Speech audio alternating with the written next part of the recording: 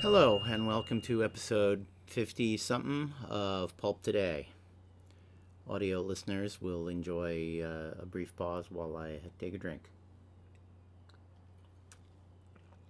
Drinking straight Stoli on the rocks. I was going to have some red wine, but this book's a little too hard-boiled for red wine. Today we are reading from This Gun for Hire by Greene. Originally published in 1936 in England as A Gun for Sale. Maybe that's a snappy title in England. This Gun for Hire seems like a better title to me. That may just be familiarity. It's funny, I've been doing over 50 episodes of the show, and there are a few authors that I just absolutely love that I haven't even gotten around to yet. And Greene would be at the top of that very short list. I could do a half dozen episodes about books of his that I just absolutely love. He had a funny thing. He broke his work into two distinct genres. His entertainments, which were usually thrillers and crime novels, and his novels, which were very, very serious. In an earlier episode, I talked about how Philip K. Dick also did that. He wrote what he considered to be cheesy science fiction books and serious adult novels, and his serious adult novels are actually pretty terrible. And it's only when he starts to combine the two that he becomes a truly great writer. Greene didn't have that issue, but his entertainments are pretty serious stuff, and his serious novels are pretty entertaining. So I think by the end of his career, he had also demolished that unnecessary wall between the two things. And maybe that's the entire project I'm doing here, is, talking about demolishing that wall between writing what you think is an entertainment and writing what you think is a serious novel. But This Gun for Hire takes place in England. I should say, A Gun for Sale takes place in England. The main character is Raven, a hired assassin who in the first scene knocks off a character who is later revealed to be maybe the Czech Minister of War. Maybe he's been hired to trigger as yet still fictional Second World War. And he's basically set up to be arrested. The man who pays him to do the job gives him stolen notes so that he will be picked up if he tries to pass any of them, thus ending the trail that leads to whoever paid for the assassination. Raven is a troubled character. He's presented as having a lot of self-hatred and self-image issues owing to the fact that he has a hair lip. And his lifelong belief in his own ugliness has led to him being ostracized by society, and who knows, maybe he has been ostracized by society. And this is what makes him a killer, cold, remorseless, whatever. In the course of his escape, he uses a young woman as a human shield and hostage, a showgirl, a very vivacious woman, very well played. If you read it knowing it's going to be played by Veronica Lake in the future, it seems written for her. She fits the character beautifully. But she's pretty sure he's going to kill her, and she's trying desperately to make some kind of contact with him and humanize herself so that he won't be able to do it. And being a showgirl, she sings him a little song while they're in a hideout, and he's covering her with a semi-automatic pistol. He said, I've heard that tune. He couldn't remember where. He remembered a dark night and a cold wind and hunger and the scratch of a needle. It was as if something sharp and cold were breaking in his heart with great pain. He sat there under the sink with the automatic in his hand and began to cry. He made no sound. The tears seemed to run like flies of their own will from the corners of his eyes. Anne didn't notice for a while, humming the song. They say that's a snowflower a man brought from Greenland. Then she saw. She said, "What's the matter?" Raven said, "Keep back against that wall or I'll shoot." "You're all in. That doesn't matter to you." Well, I suppose I'm human, Anne said. You haven't done me any harm yet. He said, this doesn't mean anything. I'm just tired. He looked along the bare, dusty boards of the unfinished kitchen. He tried to swagger. I'm tired of living in hotels. I'd like to fix up this kitchen. I learned to be an electrician once. I'm educated, he said. Sleepy Nook. It's a good name when you're tired. But they've gone and spelled Nook wrong. Let me go, Anne said. You can trust me. I'll not say a thing. I don't even know who you are. He laughed miserably. Trust you? I'd say I can. When you get into town, you'll see my name in the papers and my description, what I'm wearing, how old I am. I never stole the notes, but I can put a description on the man I want. Name Cholmondeley. Profession double-crosser. Fat. Wears an emerald ring. Why, she said, I believe I traveled down with a man like that. I wouldn't have thought he'd have the nerve. Oh, he's only the agent, Raven said. But if I could find him, I'd squeeze the names. Why don't you give yourself up? Tell the police what happened. That's a great idea, that is. Tell them it was Cholmondeley's friends got the old Czech killed. You're a bright girl. The old Czech, she exclaimed. A little more light came into the kitchen as the fog lifted over the housing estate, the wounded fields. She said, You don't mean what the papers are so full of. That's it, he said with gloomy pride. You know the man who shot him? As well as myself. And Cholmondeley's mixed up in it? Doesn't that mean that everyone's all wrong? They don't know a thing about it, these papers. They can't give credit where credit's due. And you know, and Cholmondeley, then there won't be a war at all if you find him? I don't care a damn whether there's a war or not. I only want to know who it is double-crossed me. I want to get even, he explained, looking at her across the floor with his hand over his mouth, hiding his lip, noticing she was young and flushed and lovely with no more personal interest than a mangy wolf will show from the cage in the groomed, well-fed bitch beyond the bars. A war won't do people any harm, he said. It'll show them what's what.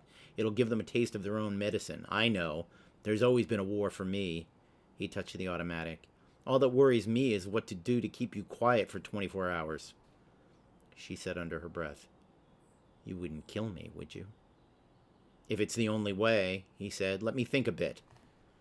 But I'd be on your side, she implored him, looking this way and that for anything to throw, for a chance of safety.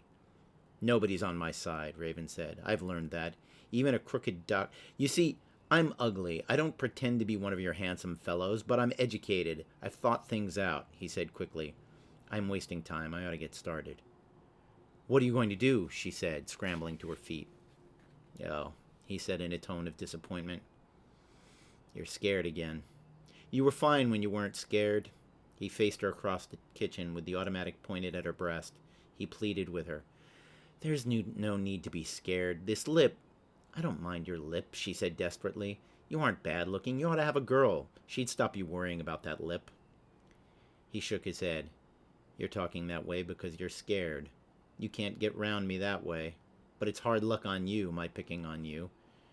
You shouldn't be so afraid of death. We've all got to die. If there's a war, you'll die anyway. It's sudden and quick. It doesn't hurt, he said, remembering the smashed skull of the old man. Death was like that, no more difficult than breaking an egg. She whispered, Are you going to shoot me? Oh, no, he said, trying to calm her. Turn your back and go over to that door.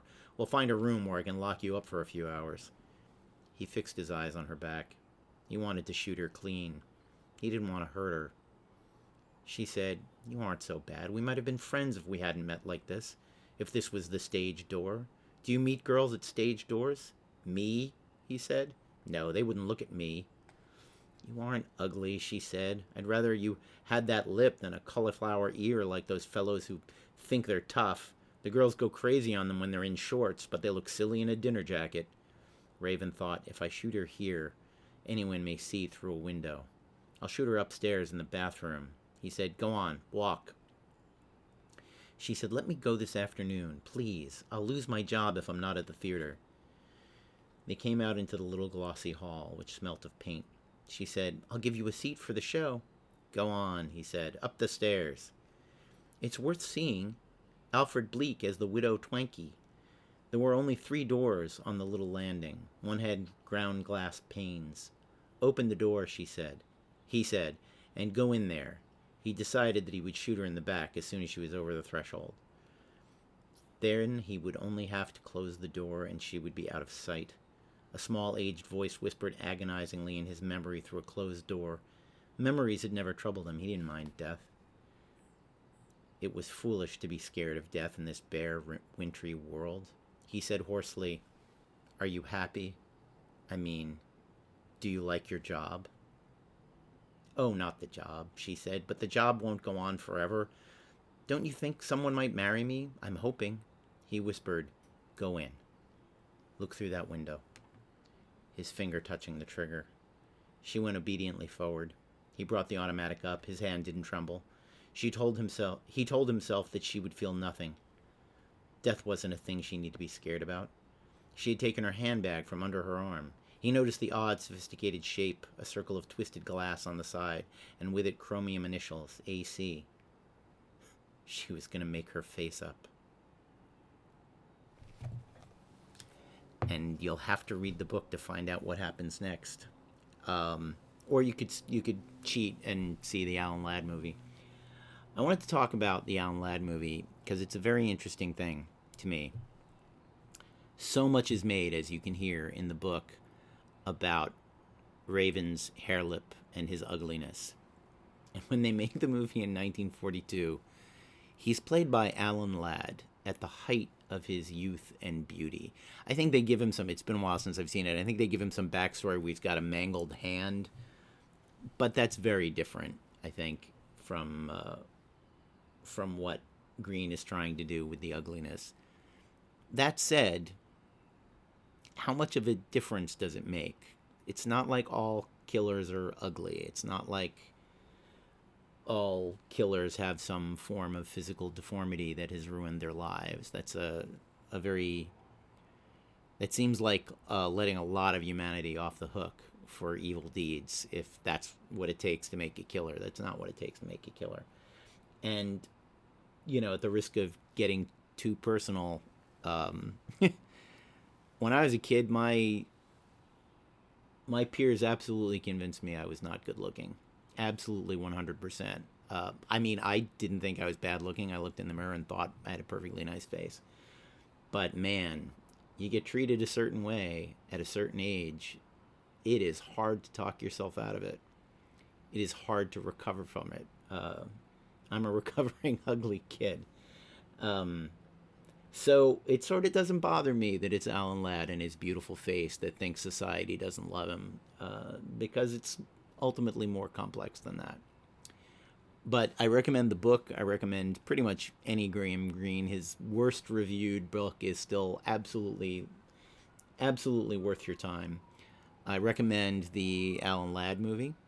It's a fairly undistinguished director, spacing on his name, Tuttle, I think.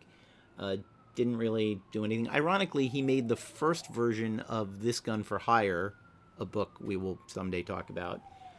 First version of The Glass Key, which we will someday talk about. And then, because of this movie, The Glass Key was remade just a few years later with Alan Ladd, who was better in the part of Ned Beaumont than George Raft was in the first version. Anyway, that's it. Read A Gun for Sale / This Gun for Hire. Find out what happened to poor Anne in that deserted house in Norwich. Oh, and one side note. When I read that piece, I kept saying Cholmondeley. Now, of course, the British would pronounce that name Chumley. And that is pointed out in the book, but Raven pronounces it Cholmondeley. And even though in that scene, Anne is probably pronouncing it Chumley, I thought it would be way too confusing if I went back and forth between the two pronunciations of the name, and it sounded like I was talking about two different people. There's a little American-British pronunciation thing for you.